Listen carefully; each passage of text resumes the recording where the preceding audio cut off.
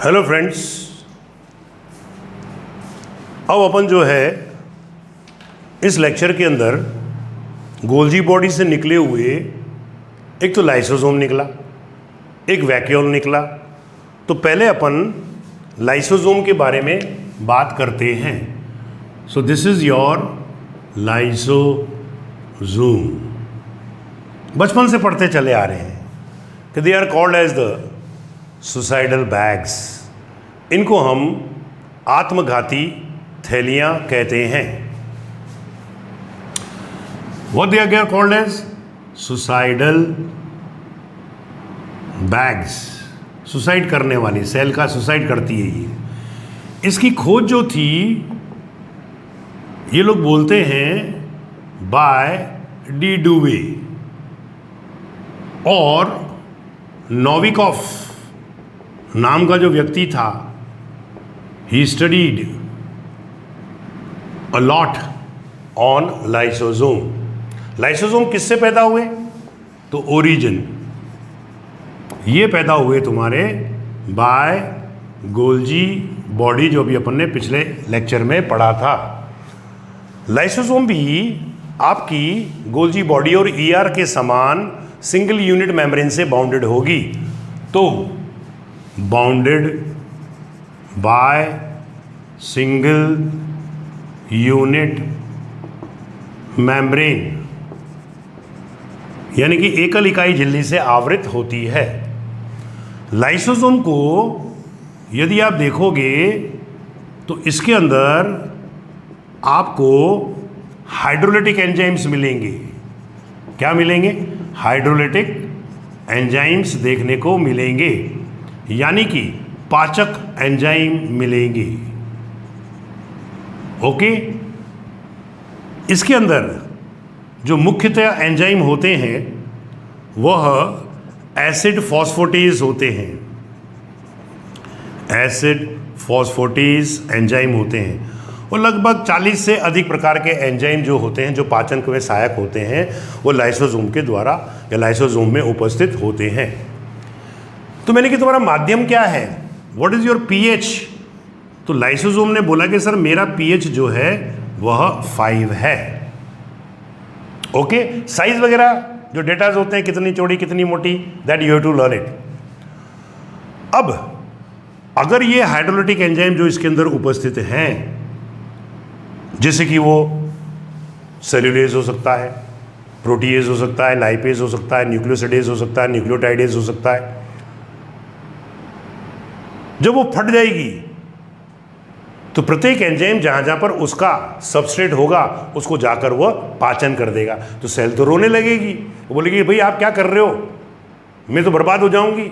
इसीलिए तो लाइसोसोम को हम सुसाइडल बैग्स कहते हैं। अपने घर में रहकर अपने घर वालों की हत्या करता है। ओके, और इससे पूरा घर बर्बाद हो जाता है, पूरी सेल बर्बाद हो जाती है।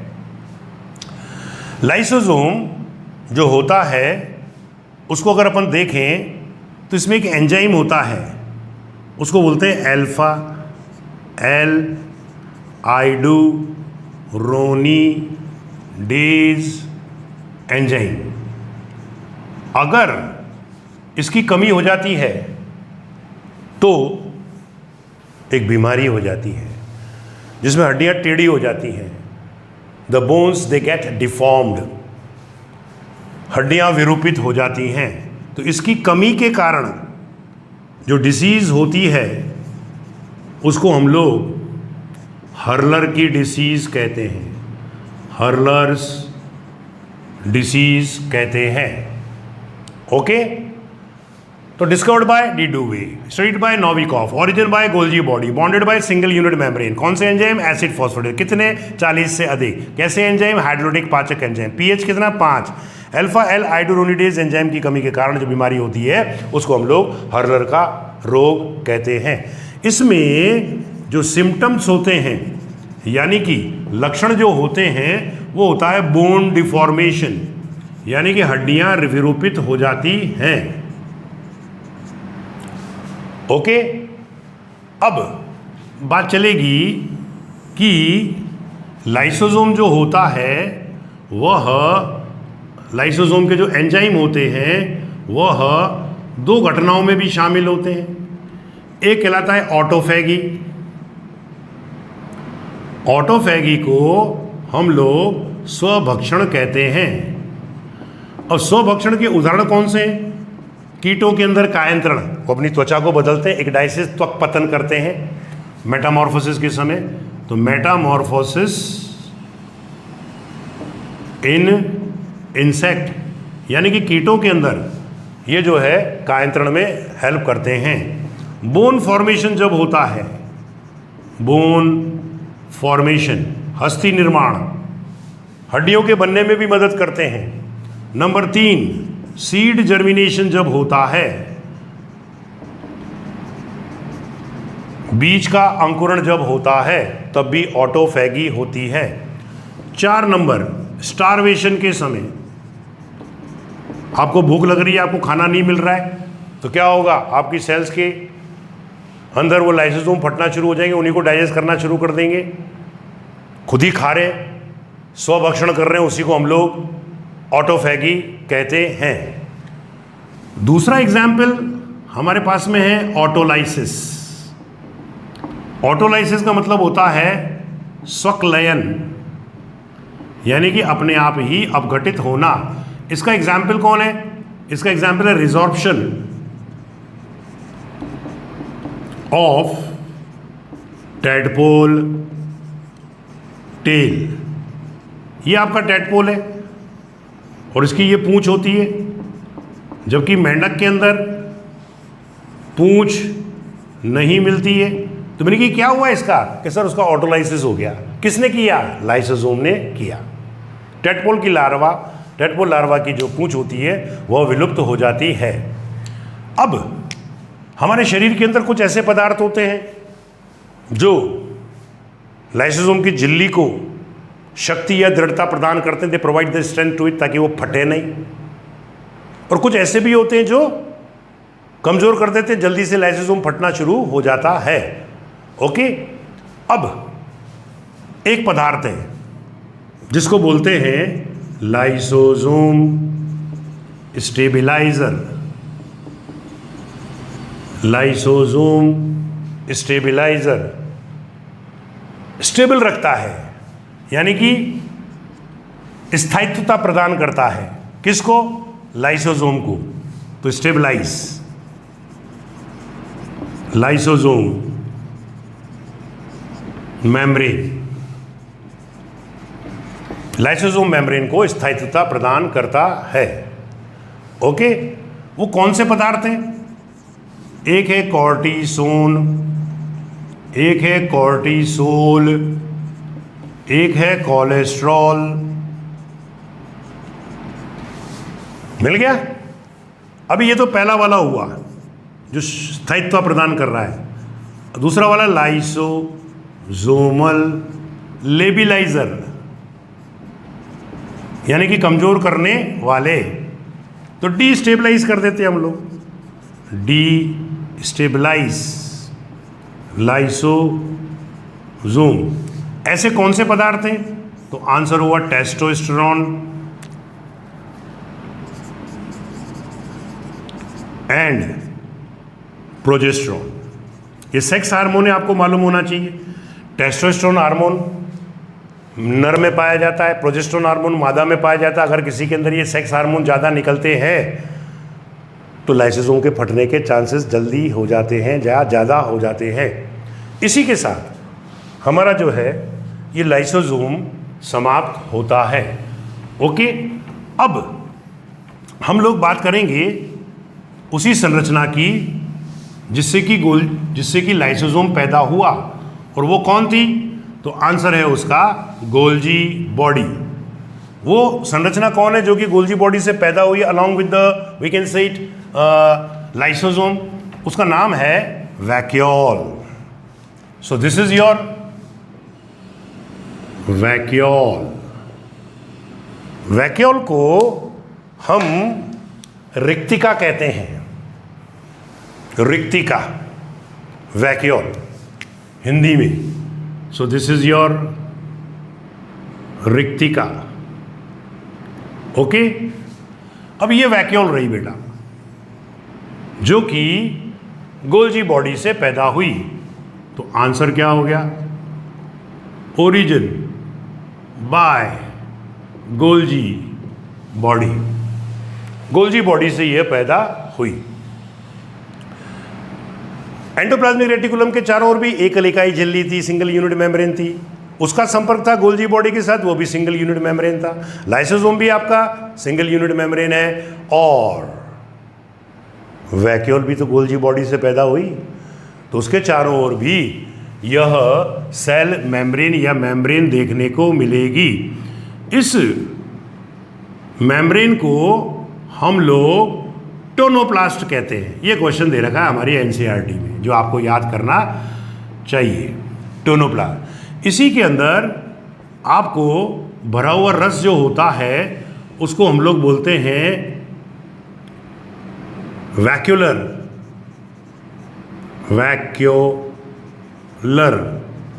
सैप। सैप माने रस, यानी कि रिक्तिका का रस कहते हैं। ओके, अब ये जो वैक्यूल है यह आपको 3 प्रकार की देखने को मिलती है। एक कहलाती है कॉन्ट्रैक्टाइल वैक्यूल, कॉन्ट्रैक्टाइल वैक्यूल, जिसे हम लोग संकुचनशील रिक्तिका कहते हैं। ऐसे वह स्पंदन करती हुई सेल के अंदर घूमती रहती है। मैंने कि भाई तुम क्या करती हो, कि सर ये क्वेश्चन अक्सर पूछा गया है। Contractile vacuole is responsible for, ये function osmoregulation, osmoregulation, जिसे हम लोग बोलते हैं परासरण नियंत्रण। Okay, what do you mean by osmoregulation? To control the quantity of the water inside the cell. कोशिका के अंदर जल की मात्रा को नियंत्रित करना। हम खूब पानी पीते हैं तो खूब मिक्टूरेशन करते हैं, यानी कि मूत्र उत्सर्जन खूब करते हैं। क्यों करते हैं? क्योंकि जितनी पानी की आवश्यकता होती है हमारा शरीर रख लेता है, अतिरिक्त जल को मूत्र के रूप में, यूरिन के रूप में हम लोग बाहर निकाल देते हैं। इसका मतलब किडनी जो है वो इस कॉन्ट्रैक्टाइल वैक्यूल के रूप में कार्य कर रहा है। ये क्वेश्चन एक बार अमीबा में से पूछा था इन्होंने, कि अमीबा में कौन सी संरचना जो होती है वो किडनी के रूप में कार्य करती है। तो एक्ट लाइक ह्यूमन किडनी, हालांकि किसी की भी ले लो, किडनी का काम ही यही होता है। तो act like human kidney. Now this contractile vacuole is also visible in amoeba. Amoeba के अंदर भी यह दिखाई देती है। ओके, अब दूसरी वैक्यूल, तो this was your contractile vacuole. Now I am going to talk about food vacuole. Food vacuole के बारे में मैं आपसे बात करने जा रहा हूं। तो इसमें क्या होगा? फूड होगा, और हम जब खाना खाते हैं तो हमारा भोजन कहाँ जाकर स्टोर्ड होता है?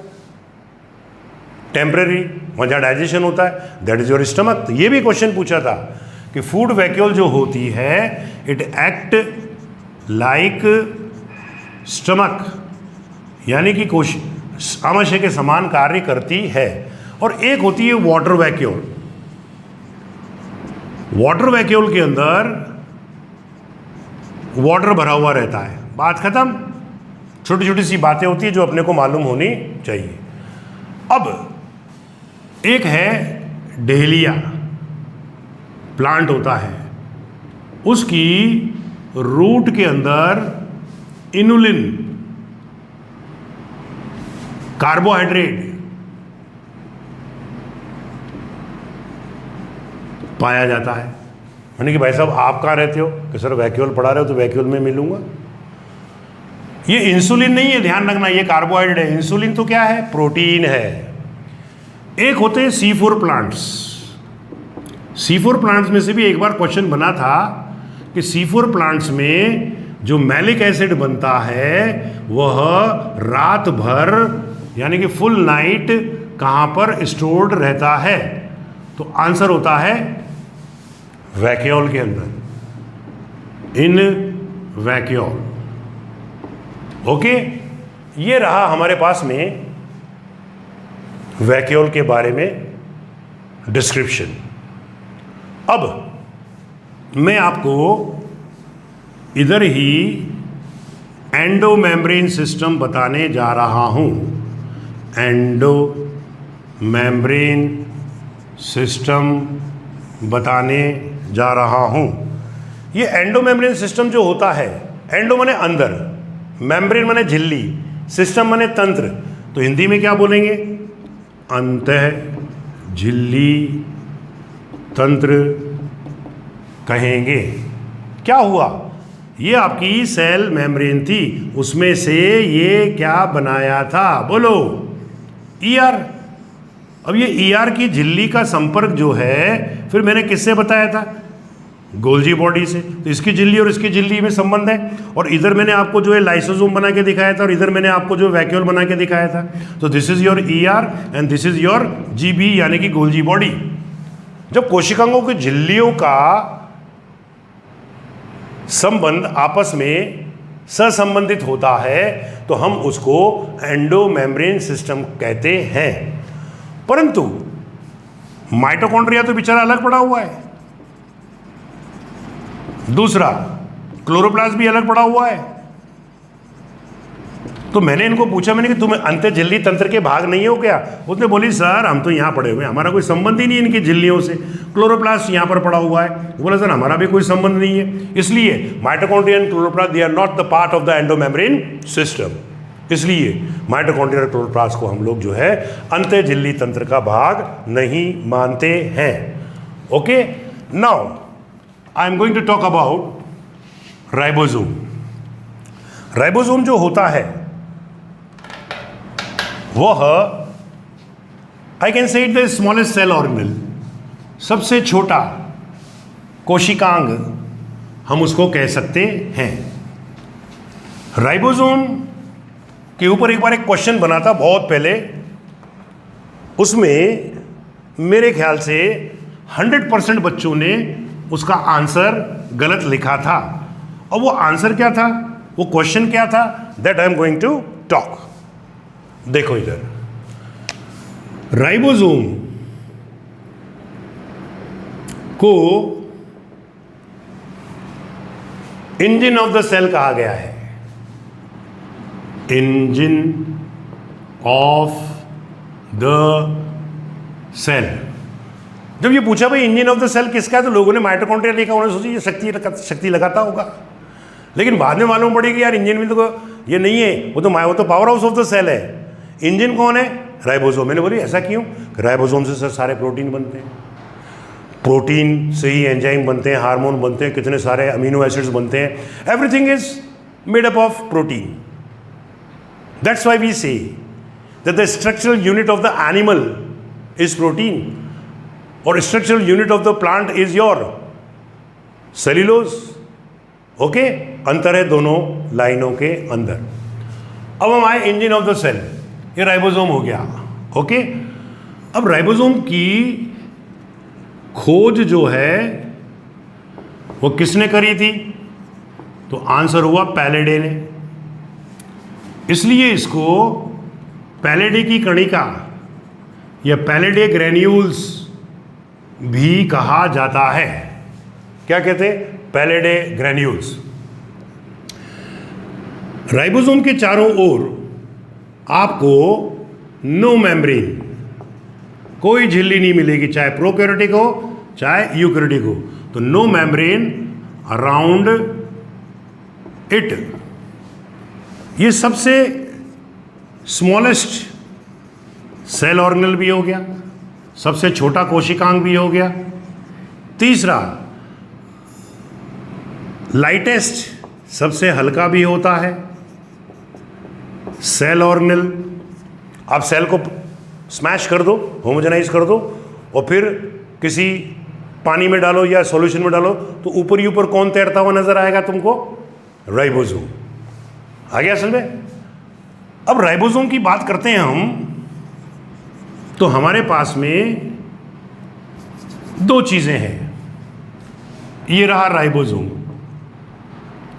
राइबोसोम ने बोला कि सर पहली बात तो बच्चों को बोल दो कि I am common between prokaryotic cell and the eukaryotic cell, but I don't have membrane, no membrane, यानी कि झिल्ली नहीं मिलती है, and common between both prokaryotic and eukaryotic.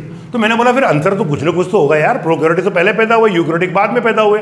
उसने बोली सर जो प्रोकैरियोटिक राइबोसोम होता है, ये रहा, इन प्रोकैरियोट आपको 70S प्रकार का राइबोसोम मिलेगा, छोटा होता है, ये रहा राइबोसोम, और इसमें 2 सब यूनिट होती हैं, छोटी वाली को बोलते हैं 30S और बड़ी वाली को बोलते हैं 50S, और दोनों यूनिट जो होती है वो किससे जुड़ी हुई रहती हैं? मैग्नीशियम आयन से। मैंने यूकैरियोट से पूछा, मैंने कि भाई तुम्हारे अंदर कौन सी प्रकार का होता है? तो उसने बोला कि सर हमारे अंदर 80S प्रकार का होता है। मैंने कि तुम्हारे भी 2 सब यूनिट होती हैं 30 और 50 की तरह? बोला यस सर। तो उसने बोला कि सर 2 सब यूनिट में से एक सब यूनिट 40S होती है और एक 60S होती है। मैंने बोला यार ये तो टोटल ही नहीं बैठ रहा है, 50 और 30 80 होना चाहिए, 60 और 40 100 होना चाहिए। कि सर ये कोई वेट नहीं है, बल्कि it is a Svedberg unit. S का मतलब क्या है यहाँ पर? S is equal to Svedberg, नाम के व्यक्ति ने ये इकाई दी थी तो सिडबर्ग यूनिट कहा। अवसादन की इकाई, भाई एक हल्का है एक भारी है, तो कौन पहले अवसादित होगा, सेडिमेंट होगा? भारी वाला, और हल्का वाला बाद में होगा। इसका मतलब ये दोनों तो बाद में सेडिमेंट होंगे और ये दोनों भारी हैं तो ये पहले सेडिमेंट होंगे। इसको बोलेंगे अवसादन की इकाई, यूनिट ऑफ सेडिमेंटेशन। अवसादन की इकाई को क्या बोलते हैं? सिडबर्ग यूनिट कहते हैं। एक सिडबर्ग जो होता है उसकी वैल्यू अगर आप देखोगे तो 10⁻⁻13 सेंटीमीटर पर सेकंड पर डाइन होती है। खत्म। अब बात चलेगी कि प्रोटीन यानी कि राइबोसोम का फंक्शन क्या होता है? Function of ribosome is protein synthesis. हो गया? प्रोटीन संश्लेषण करने का यह काम करती है। और इसी के साथ as per the NCERT we have completed our ribosome. बाकी आगे हम बड़े सेल ऑर्गेनल्स के बारे में बात करेंगे जिनमें है chloroplast and mitochondria. Thank you.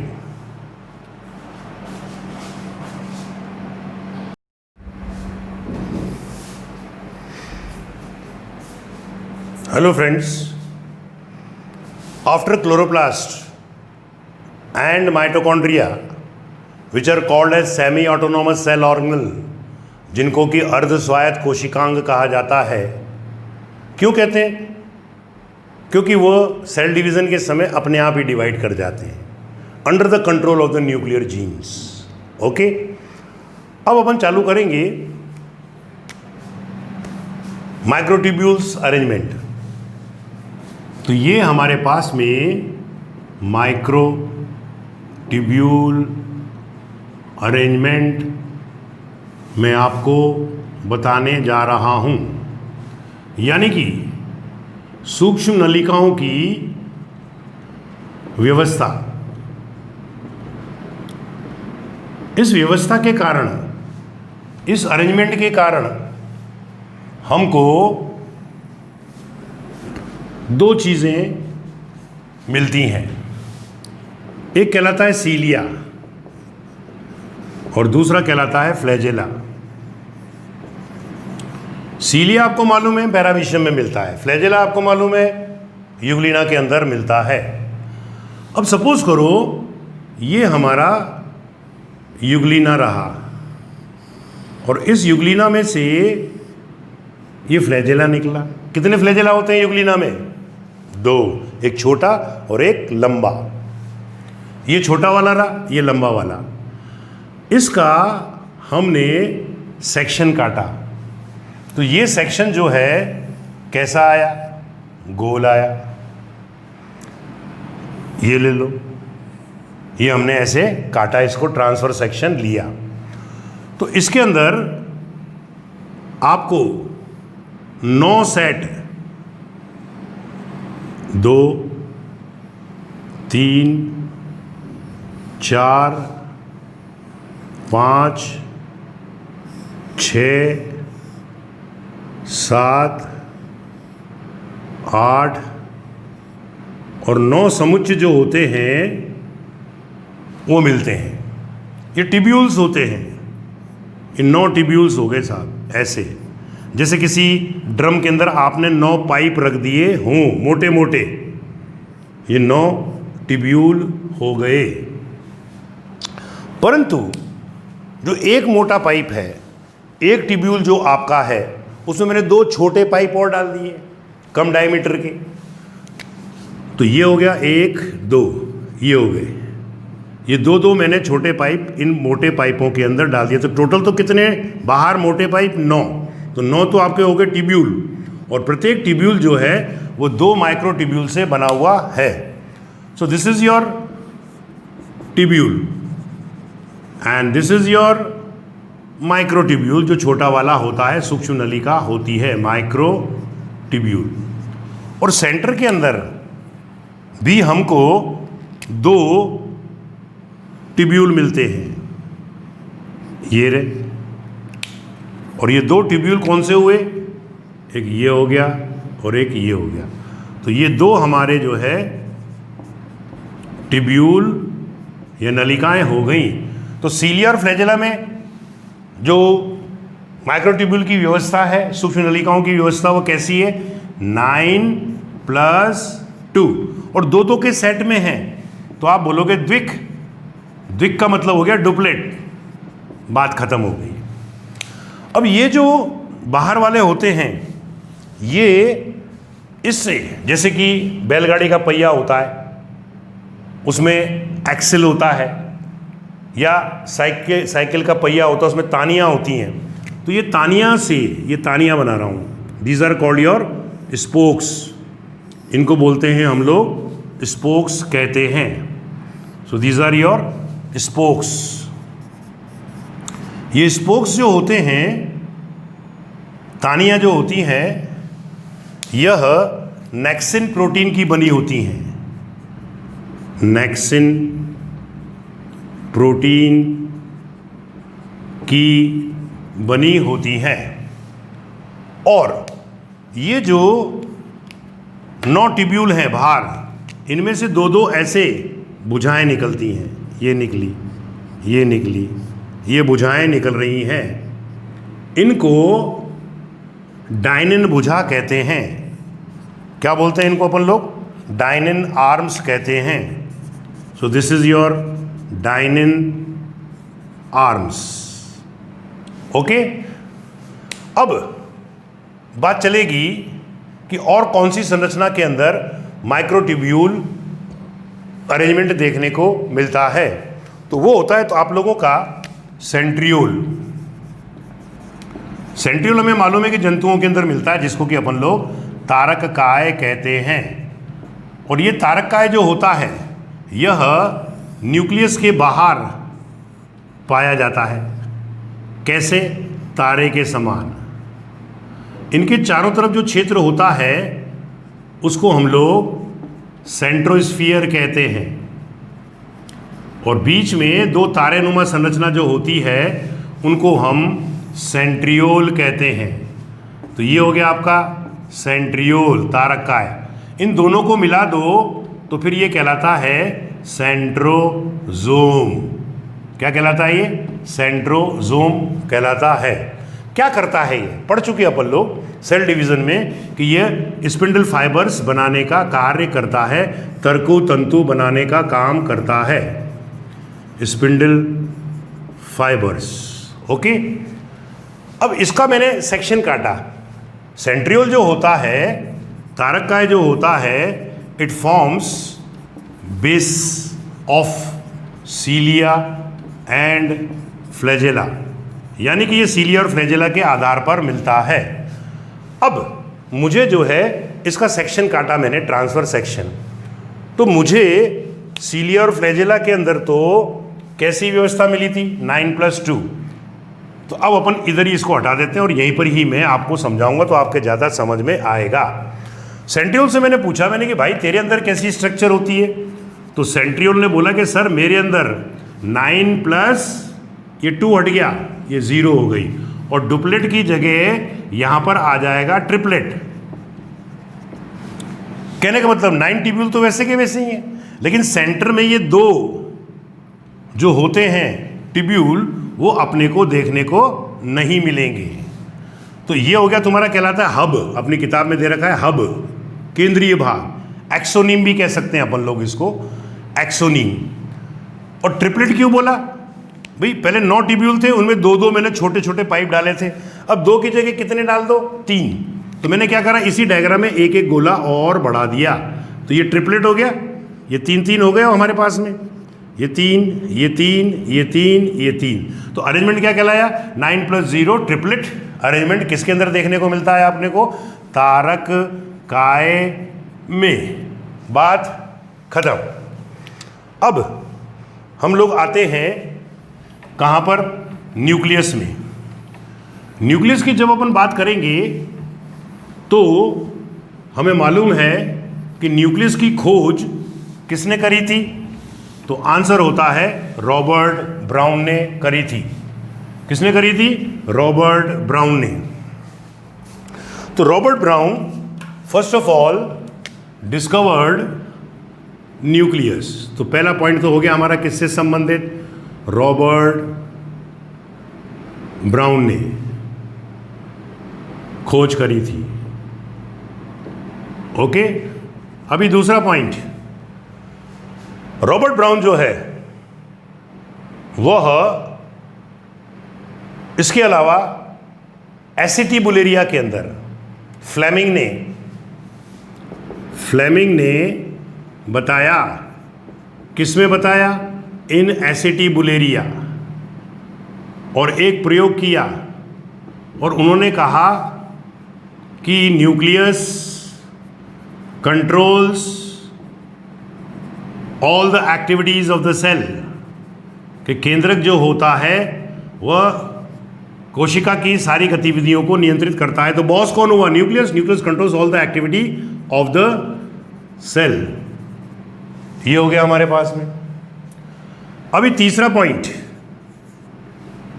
हम देखते हैं कि कुछ सेल्स जो होती है, कुछ के अधिकांशतः यूनिन्यूक्लिएटेड होती हैं, कुछ जो है वो बाई न्यूक्लिएटेड होती हैं, जैसे कि पैरामीशियम में 2 न्यूक्लियस होते हैं, ये बाई न्यूक्लिएटेड हो गया हमारे पास के अंदर।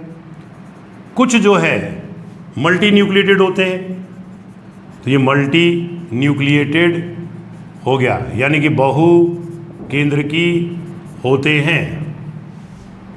अब इसमें क्या है, एक वर्ड आता है सिंसाइशियम।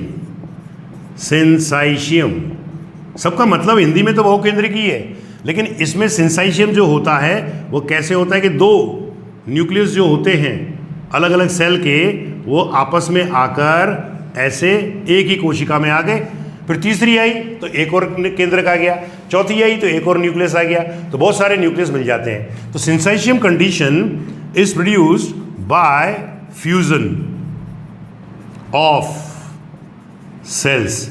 ये कहाँ पर देखने को मिलेगी आपको सिंसाइशियम कंडीशन, एस्करीज की एपिडर्मिस के अंदर, एस्करीज एपिडर्मिस में मिलेगी। नाउ नंबर 2, एक आता है सीनोसिटिक, एल्ब्यूगो जिसका एग्जाम्पल है, सीनोसिटिक संकोशिक अवस्था। एग्जाम्पल कौन हुआ इसका, एल्ब्यूगो। एल्ब्यूगो जो है वो कवक है, फंगस है, ओमाइसेटीज का मेंबर है।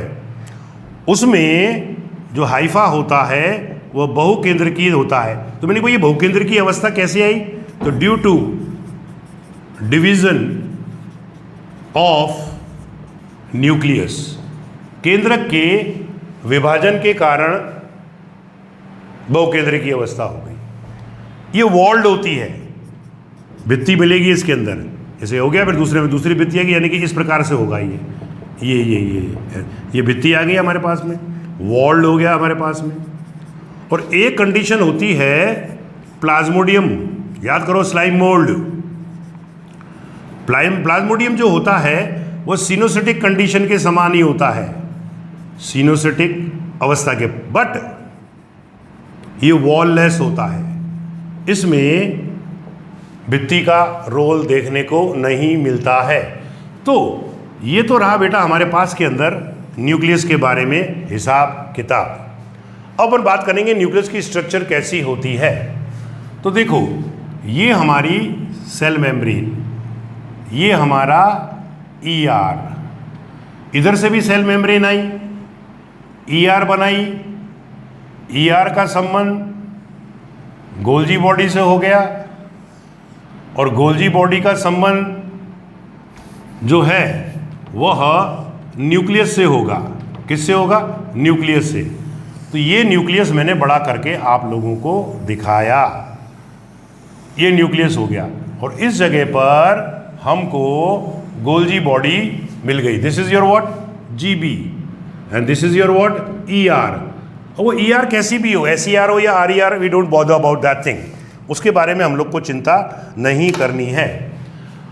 अब ये जो केंद्रक झिल्ली होती है ये भी दोहरी झिल्ली से आवृत होती है, ये डबल मेम्ब्रेन रही और यहाँ पर भी ये दोहरी झिल्ली हो गई और ये हमारी चली यूँ करती हुई, ये ऐसे इंटरकम्युनिकेटेड होती है।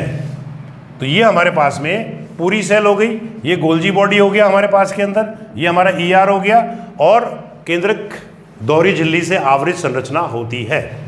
तो मैंने केंद्रक को बोला, मैंने कि यार ये कोशिका द्रव्य है और यहाँ पर होता है केंद्रक द्रव्य, यानी कि न्यूक्लियोप्लाज्म होता है, न्यूक्लियोप्लाज्म होता है। तो मैंने कहा यार यहाँ से सारा पदार्थ यहाँ नहीं आ जाता होगा तेरा? कि नहीं सर, दो जो केंद्रक झिल्लियाँ होती है उनके बीच में एक पट्टिका होती है और वो पट्टिका जो होती है वह कैसी होती है? लेट अस सी। ये पट्टिका जो होती है यह षटकोणीय पट्टिका होती है, ऐसी होती है, ऑक्टागोनल ऐसी होती है बेटा। और उसमें क्या होता है कि निचली झिल्ली जो होती है वह निचली सतह पर ऐसे संबंधित होती है और ऊपर वाली मेम्ब्रेन जो होती है वह ऐसे संबंधित होती है। इस प्रकार से दोनों झिल्लियों के बीच में ये सैंडविच हो जाता है। इस स्ट्रक्चर को हम लोग न्यूक्लियर पोर कॉम्प्लेक्स कहते हैं। क्या बोलते हैं? न्यूक्लियर पोर कॉम्प्लेक्स कहते हैं। अब ये जो संरचना है न्यूक्लियर पोर कॉम्प्लेक्स के बारे में किसने बताया था या नाम दिया था? उसका नाम था वॉटसन। वॉटसन ने बताया था। ओके, तो ऐसे ही ये जो NPC है ऐसे अलग अलग छिद्रों के ऊपर मिलेगा। मैंने कि भाई साहब आप करते क्या हो? तो बोले सर देखो इसके बीच में एक छेद है, ये रहा, इस छेद से वाटर सोल्यूबल जल विलय पदार्थ साइटोप्लाज्म से अंदर आते हैं और ये जो पॉइंट है ये वाला, इससे फैट सोल्यूबल यानी कि वसा विलय पदार्थ जो है वह आते हैं। ये बड़ी अच्छी बात है। इसका मतलब दोनों झिल्लियों के बीच में यह NPC न्यूक्लियर पोर कॉम्प्लेक्स है, ऑक्टागोनल है, बीच में छेद है, छेद से पानी आते हैं, पानी में घुलनशील अवयव आते हैं और अगल बगल से फैट सोल्यूबल सब्सटेंस आते हैं। इसी के नीचे नीचे जैसे ये छत है, छत के नीचे अपन ने जाली लगा दी, या यूँ समझ लो अपन RCC करते हैं तो उसमें लोहे की जालियाँ लगाते हैं, फिर सीमेंट लगाते हैं। उसी प्रकार से इसके नीचे ही नीचे हमको एक जालीदार संरचना देखने को मिलती है और इस जालीदार संरचना को हम लोग न्यूक्लियर लैमिना कहते हैं। So this is your what? Nuclear lamina. क्या बोलते हैं इसको अपन लोग? केंद्रकीय फलक कहते हैं, जिससे कि न्यूक्लियस की जो साइज होती है वो फिक्स रहती है, प्रॉपर शेप में रहती है। बात समझ आई? तो this is your nuclear lamina. Now inside it we are entering, यानी कि अब हम कहाँ एंट्री मारने जा रहे हैं? हम मारने जा रहे हैं केंद्रक द्रव के अंदर। केंद्रक द्रव के अंदर अगर आप देखोगे तो क्या मिलेगा? मान लो ये हमारा न्यूक्लियस है और ये हमारी सेल मेम्ब्रेन, ये कौन हो गई? साइटोप्लाज्म। और ये कौन हो गया? Nuclear membrane. ओके, और इसी न्यूक्लियर मेम्ब्रेन पर अभी अपन ने यहां पर ये अष्टकोणीय फलक देखा, जिसको अपन ने क्या कहा? न्यूक्लियर पोर कॉम्प्लेक्स देखा, ये देखा था। आ गया? अब जो है इसके अंदर आपको क्रोमेटिन मिलेंगे। ये क्रोमेटिन ये तो हो गया तुम्हारा कौन? केंद्रक द्रव्य हो गया। इसके अंदर अपने को ये क्रोमेटिन देखने को मिलेंगे। So these are your what? Chromatin. And these chromatin they get condense and result into the formation of chromosome. ये क्रोमोसोम बनाते हैं। इन क्रोमोसोम के अंदर सबसे बाहर वाली परत जो होती है उसको बोलते हैं पैलिकल, और ये जो होता है इसको बोलते हैं सेंट्रोमियर, जो कि अभिरंजित नहीं होता है।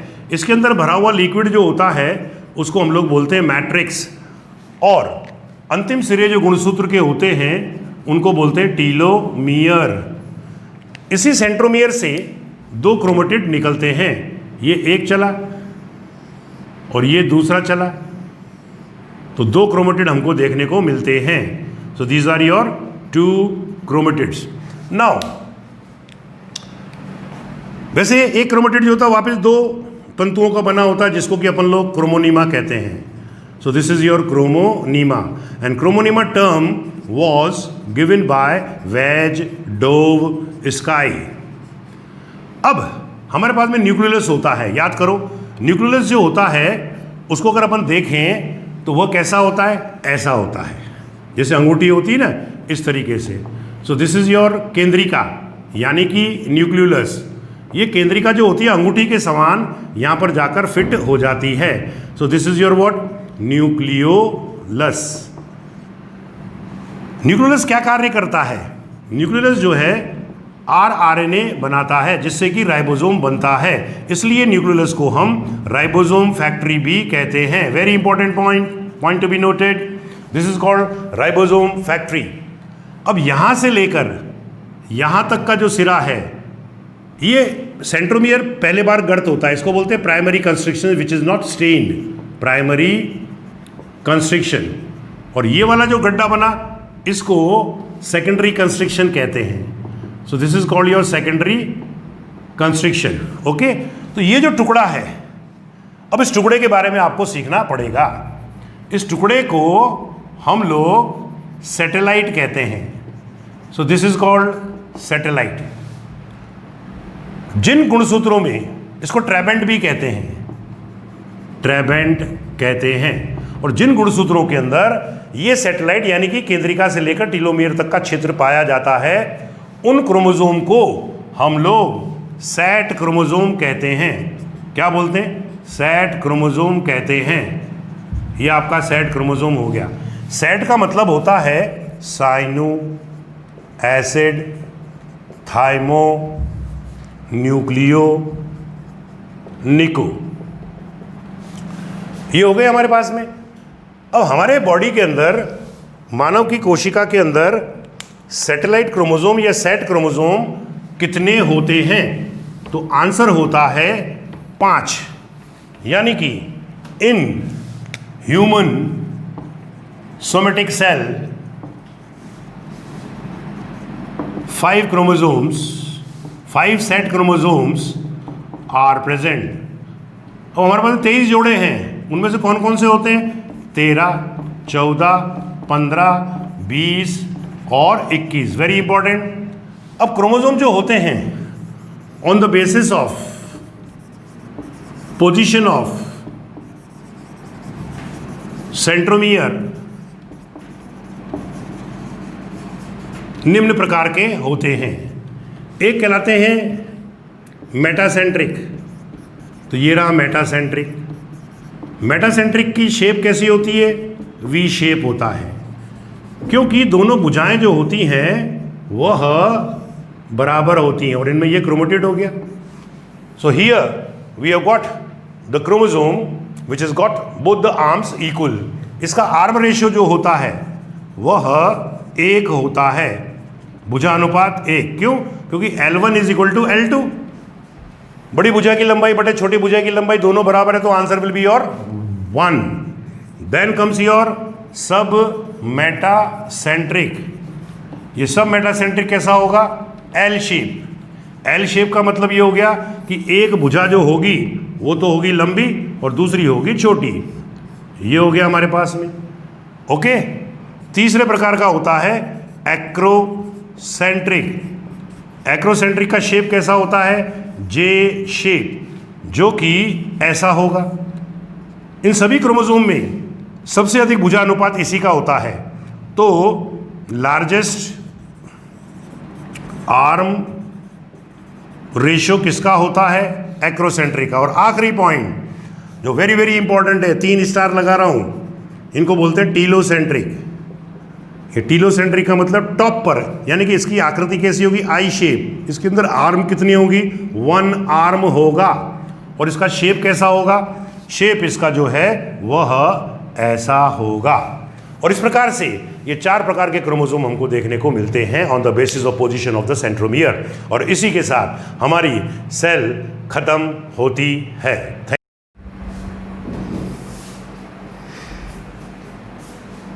Hello friends, after chloroplast and mitochondria which are called as semi autonomous cell organelle, जिनको कि अर्ध स्वायत्त कोशिकांग कहा जाता है। क्यों कहते हैं? क्योंकि वो सेल डिवीजन के समय अपने आप ही डिवाइड कर जाते हैं under the control of the nuclear genes. Okay. अब अपन चालू करेंगे माइक्रोट्यूब्यूल्स अरेंजमेंट। तो ये हमारे पास में माइक्रोट्यूब्यूल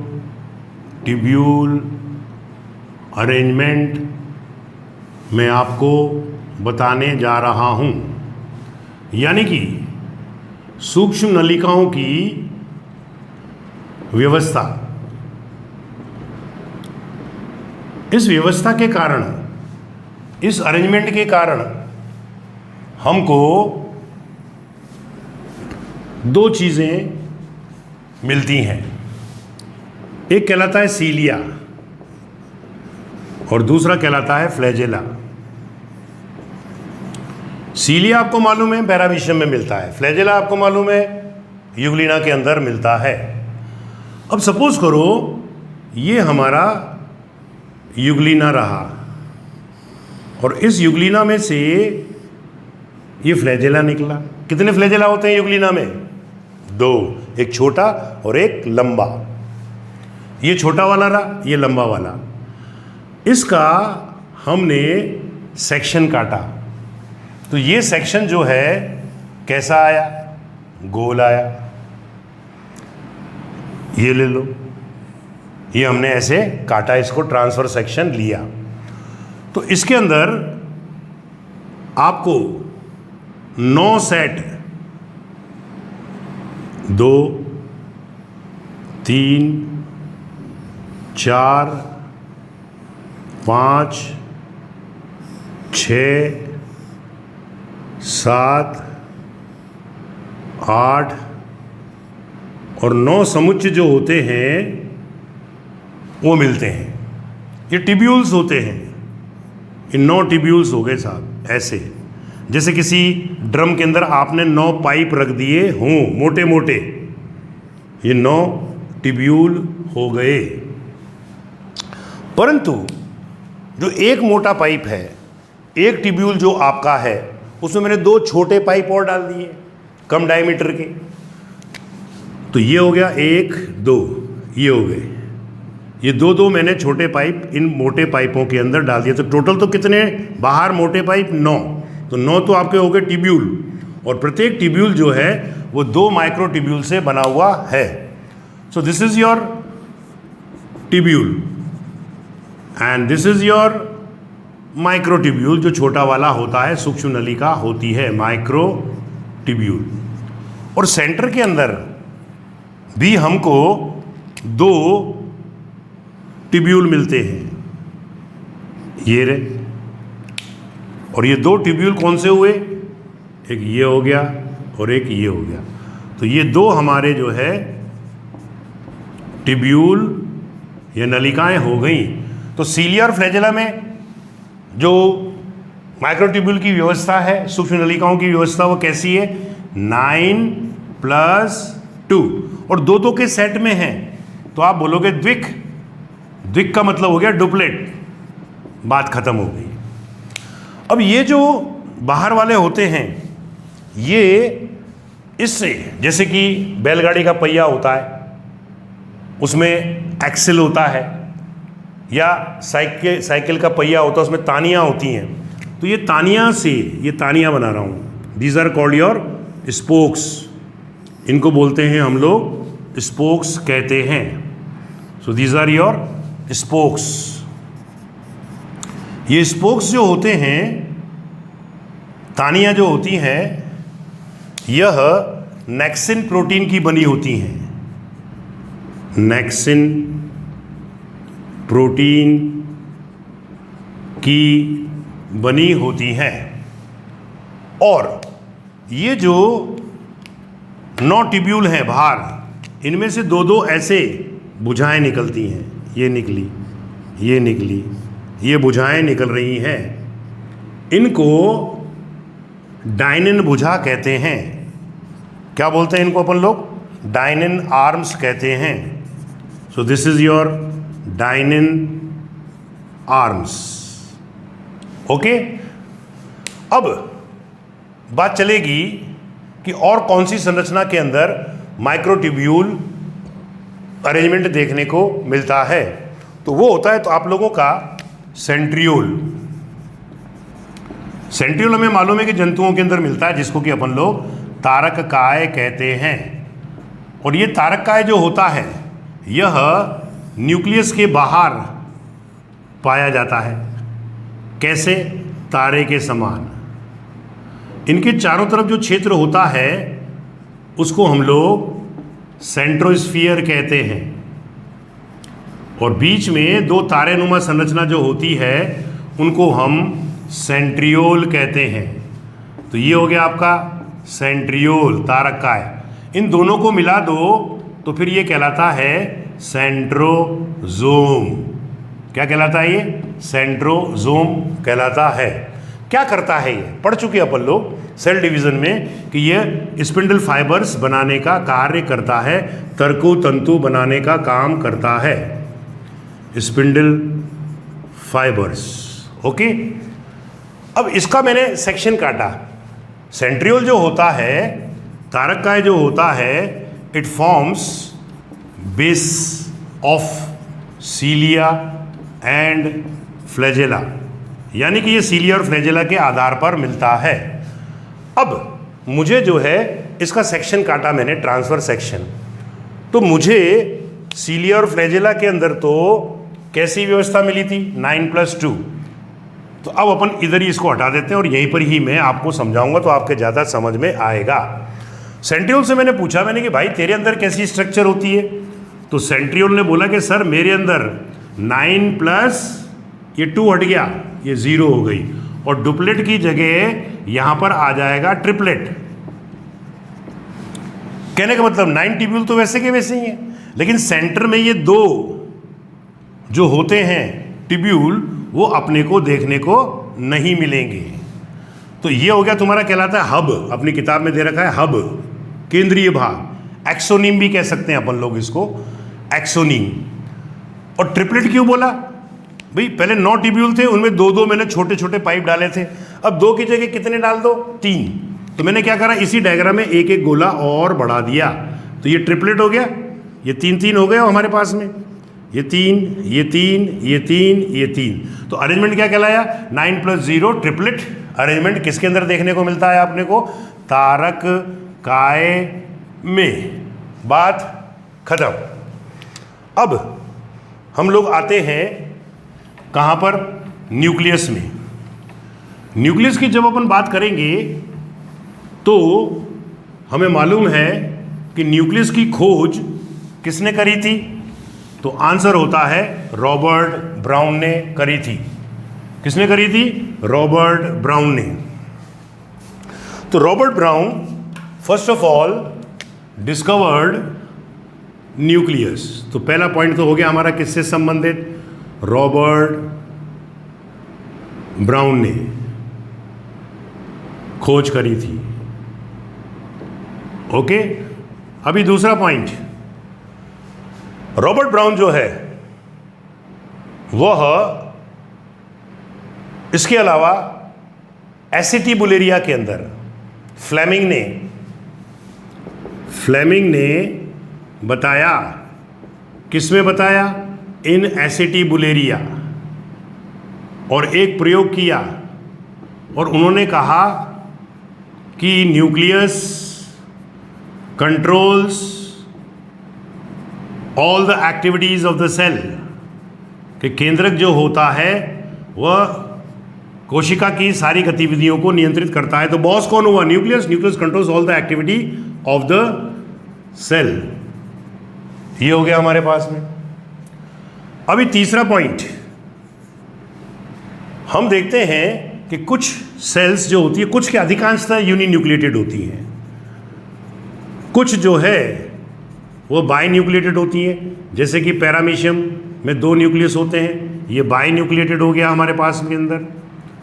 कुछ जो है मल्टी न्यूक्लिएटेड होते हैं, तो ये मल्टी न्यूक्लिएटेड हो गया, यानी कि बहु केंद्रकी होते हैं। अब इसमें क्या है, एक वर्ड आता है सिंसाइशियम। सबका मतलब हिंदी में तो बहुकेंद्रकी है, लेकिन इसमें सिंसाइशियम जो होता है वो कैसे होता है कि 2 न्यूक्लियस जो होते हैं अलग अलग सेल के, वो आपस में आकर ऐसे एक ही कोशिका में आ गए, फिर तीसरी आई तो एक और केंद्रक आ गया, चौथी आई तो एक और न्यूक्लियस आ गया, तो बहुत सारे न्यूक्लियस मिल जाते हैं। तो syncytium condition is produced by fusion of cells. ये कहां पर देखने को मिलेगी आपको सिंसाइशियम कंडीशन? एस्करीज की एपिडर्मिस के अंदर, एस्करीज एपिडर्मिस में मिलेगी।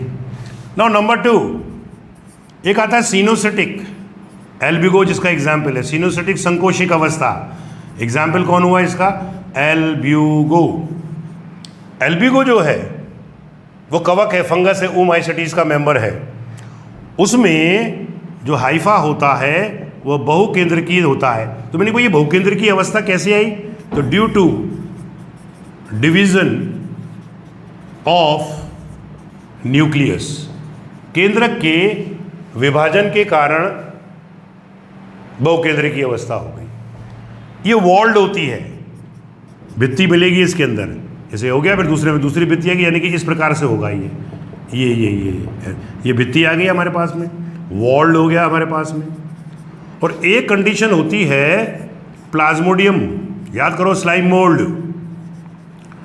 प्लाज्मोडियम जो होता है वो सिनोसिटिक कंडीशन के समान ही होता है, सिनोसिटिक अवस्था के, बट ये वॉललेस होता है, इसमें भित्ति का रोल देखने को नहीं मिलता है। तो ये तो रहा बेटा हमारे पास के अंदर न्यूक्लियस के बारे में हिसाब किताब। अब अपन बात करेंगे न्यूक्लियस की स्ट्रक्चर कैसी होती है।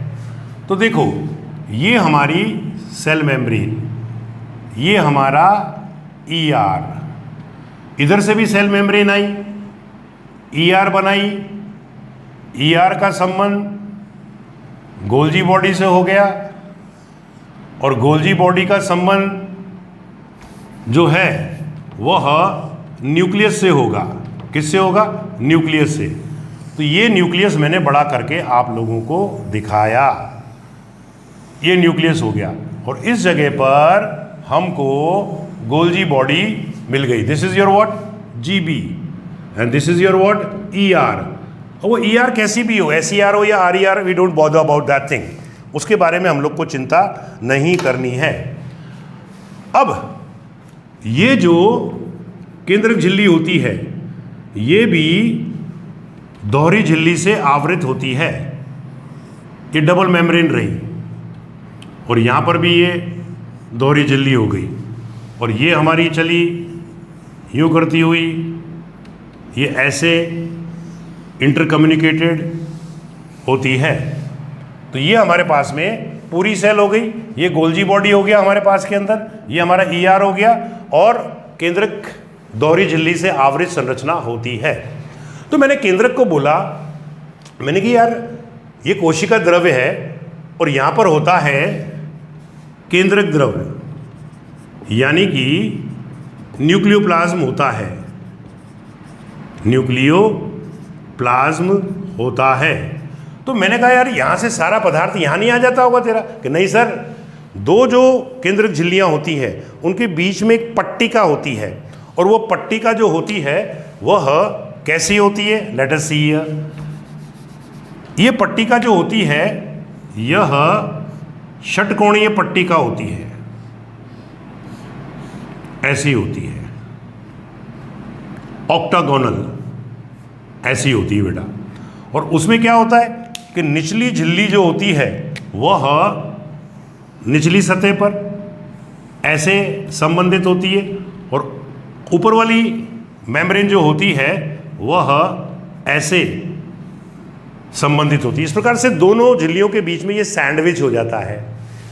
इस स्ट्रक्चर को हम लोग न्यूक्लियर पोर कॉम्प्लेक्स कहते हैं।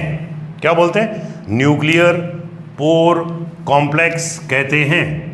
अब ये जो संरचना है, न्यूक्लियर पोर कॉम्प्लेक्स के बारे में किसने बताया था, ये नाम दिया था, उसका नाम था वॉटसन।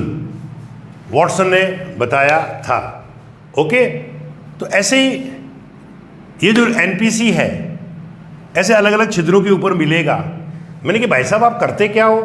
तो बोले सर देखो इसके बीच में एक छेद है, ये रहा, इस छेद से वाटर सोल्यूबल जल विलय पदार्थ साइटोप्लाज्म से अंदर आते हैं, और ये जो पॉइंट है ये वाला, इससे फैट सोल्यूबल यानी कि वसा विलय पदार्थ जो है वह आते हैं। ये बड़ी अच्छी बात है। इसका मतलब दोनों झिल्लियों के बीच में यह एनपीसी न्यूक्लियर पोर कॉम्प्लेक्स है, ऑक्टागोनल है, बीच में छेद है, छेद से पानी आते हैं, पानी में घुलनशील अवयव आते हैं, और अगल बगल से फैट सोल्यूबल सब्सटेंस आते हैं। इसी के नीचे नीचे जैसे ये छत है, छत के नीचे अपन ने जाली लगा दी, या यूँ समझ लो अपन आरसीसी करते हैं तो उसमें लोहे की जालियाँ लगाते हैं, फिर सीमेंट लगाते हैं। उसी प्रकार से इसके नीचे नीचे हमको एक जालीदार संरचना देखने को मिलती है, और इस जालीदार संरचना को हम लोग न्यूक्लियर लैमिना कहते हैं। So this is your what, nuclear lamina. क्या बोलते हैं इसको अपन लोग? केंद्रकीय फलक कहते हैं, जिससे कि न्यूक्लियस की जो साइज होती है वह फिक्स रहती है, प्रॉपर शेप में रहती है। बात समझ आई? तो this is your nuclear lamina. Now inside it we are entering, यानी कि अब हम कहाँ एंट्री मारने जा रहे हैं? हम मारने जा रहे हैं केंद्रक द्रव के अंदर। केंद्रक द्रव के अंदर अगर आप देखोगे तो क्या मिलेगा? मान लो ये हमारा न्यूक्लियस है और ये हमारी सेल मेम्ब्रेन, ये कौन हो गई? साइटोप्लाज्म।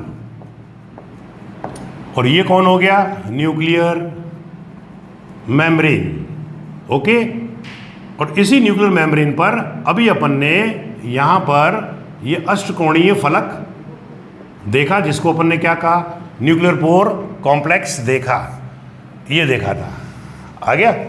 अब जो है इसके अंदर आपको क्रोमेटिन मिलेंगे। ये क्रोमेटिन ये तो हो गया तुम्हारा कौन?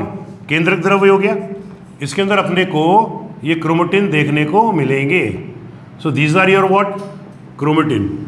And these chromatin they get condense and result into the formation of chromosome. ये क्रोमोसोम बनाते हैं। इन क्रोमोसोम के अंदर सबसे बाहर वाली परत जो होती है उसको बोलते हैं पैलिकल, और ये जो होता है इसको बोलते हैं सेंट्रोमियर, जो कि अभिरंजित नहीं होता है। इसके अंदर भरा हुआ लिक्विड जो होता है उसको हम लोग बोलते हैं मैट्रिक्स, और अंतिम सिरे जो गुणसूत्र के होते हैं उनको बोलते हैं टीलोमियर। इसी सेंट्रोमियर से 2 क्रोमेटिड निकलते हैं, ये एक चला और ये दूसरा चला, तो 2 क्रोमेटिड हमको देखने को मिलते हैं। सो दीज आर योर 2 क्रोमेटिड्स। नाउ वैसे एक क्रोमेटिड जो होता है वापस 2 तंतुओं का बना होता है, जिसको कि अपन लोग क्रोमोनीमा कहते हैं। So this is your chromonema, and chromonema term was given by Vejdovsky. अब हमारे पास में न्यूक्लियस होता है, याद करो न्यूक्लियस जो होता है उसको अगर अपन देखें तो वह कैसा होता है, ऐसा होता है, जैसे अंगूठी होती है ना, इस तरीके से। सो दिस इज योर केंद्रिका, यानी कि न्यूक्लियस। ये केंद्रिका जो होती है अंगूठी के समान यहाँ पर जाकर फिट हो जाती है। सो this is your what, nucleolus. Nucleus क्या कार्य करता है? न्यूक्लियस जो है आरएनए बनाता है, जिससे कि राइबोसोम बनता है, इसलिए न्यूक्लियस को हम राइबोसोम फैक्ट्री भी कहते हैं। Very important point to be noted, this is called ribosome factory. अब यहाँ से लेकर यहाँ तक का जो सिरा है, ये सेंट्रोमियर पहले बार गर्त होता है, इसको बोलते हैं primary constriction which is not stained, primary constriction. और ये वाला जो गड्ढा बना इसको सेकेंडरी कंस्ट्रिक्शन कहते हैं। So this is called your secondary constriction. Okay, तो ये जो टुकड़ा है, अब इस टुकड़े के बारे में आपको सीखना पड़ेगा। इस टुकड़े को हम लोग सैटेलाइट कहते हैं। So this is called satellite. जिन गुणसूत्रों में, इसको ट्रैबेंट भी कहते हैं, ट्रैबेंट कहते हैं, और जिन गुणसूत्रों के अंदर ये सैटेलाइट यानी कि केंद्रिका से लेकर टीलोमियर तक का क्षेत्र पाया जाता है, उन क्रोमोसोम को हम लोग सैट क्रोमोसोम कहते हैं। क्या बोलते हैं? सैट क्रोमोसोम कहते हैं। ये आपका सैट क्रोमोसोम हो गया। सैट का मतलब होता है साइनो, एसिड, थाइमो, न्यूक्लियो, निको। ये हो गए हमारे पास में। अब हमारे बॉडी के अंदर, मानव की कोशिका के अंदर सैटेलाइट क्रोमोसोम या सैट क्रोमोसोम कितने होते हैं? तो आंसर होता है 5। यानी कि in human somatic cell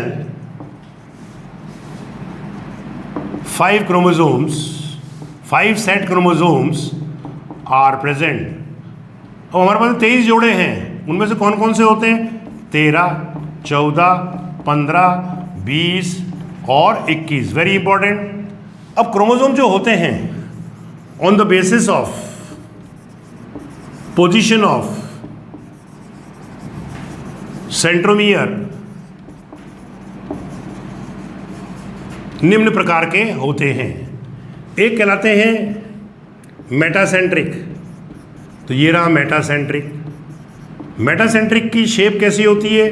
V shape होता है, क्योंकि दोनों भुजाएं जो होती हैं वह बराबर होती हैं, और इनमें ये क्रोमेटिड हो गया। So here we have got the chromosome which is got both the arms equal. इसका आर्म रेशियो जो होता है वह 1 होता है, भुजानुपात 1। क्यों? क्योंकि L1 is equal to L2। बड़ी भुजा की लंबाई बटे छोटी भुजा की लंबाई दोनों बराबर है, तो answer will be your 1। Then comes your submetacentric. ये सब मेटासेंट्रिक कैसा होगा? L shape. एल शेप का मतलब ये हो गया कि एक भुजा जो होगी वो तो होगी लंबी और दूसरी होगी छोटी। ये हो गया हमारे पास में। ओके, तीसरे प्रकार का होता है एक्रोसेंट्रिक।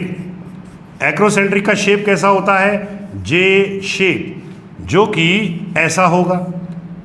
इन सभी क्रोमोसोम में सबसे अधिक भुजा अनुपात इसी का होता है, तो लार्जेस्ट आर्म रेशियो किसका होता है? एक्रोसेंट्रिक का। और आखिरी पॉइंट जो वेरी वेरी इंपॉर्टेंट है, 3 स्टार लगा रहा हूं, इनको बोलते हैं टीलोसेंट्रिक। ये टीलोसेंट्रिक का मतलब टॉप पर, यानी कि इसकी आकृति कैसी होगी, आई शेप। इसके अंदर आर्म कितनी होगी, 1 आर्म होगा। और इसका शेप कैसा होगा, शेप इसका जो है वह ऐसा होगा। और इस प्रकार से ये 4 प्रकार के क्रोमोसोम हमको देखने को मिलते हैं on the basis of position of the centromere. और इसी के साथ हमारी सेल खत्म होती है।